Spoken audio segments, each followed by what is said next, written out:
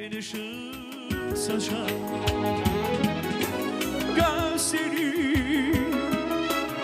Gözleri beni benden çalar.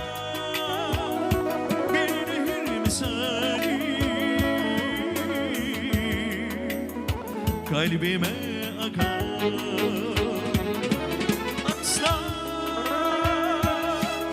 Asla vazgeçemem senden, asla olamam ben sensiz, yapamam sevgisiz. Asla vazgeçemem senden, asla olamam ben sensiz,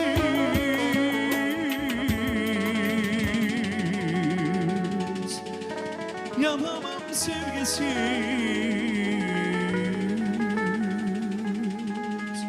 Ne çamaktı görüşmeyi, ayrı düşüp yollarımız. Belki biz başa düşmeyi, görüşür hayallarımız. Ne çamaktı görüşmeyi, ayrı düşüp yollarımız.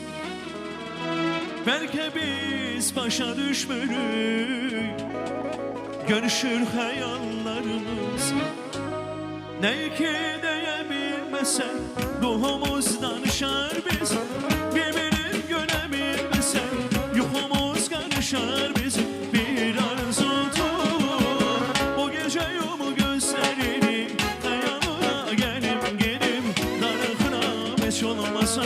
Bir yüzünü gönül benim alacağım olacağınsa, onu sana verim gelim. Sen al özümrünü sür, benden rahat ölüm gelir.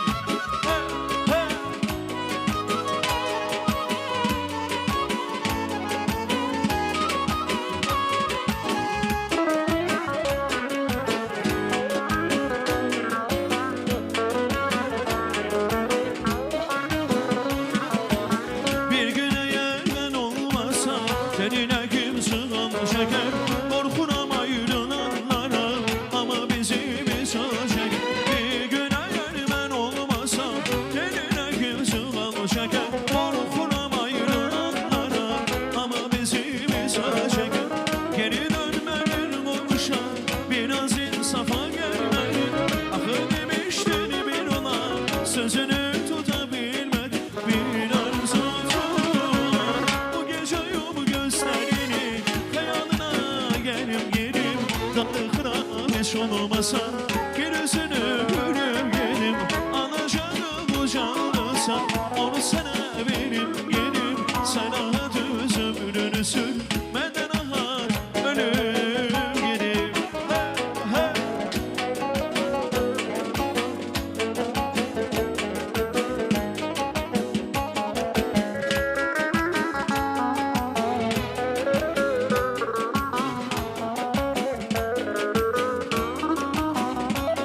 Yoktur ne çamaktır ne ben ağlam ne güzelim, yetmiş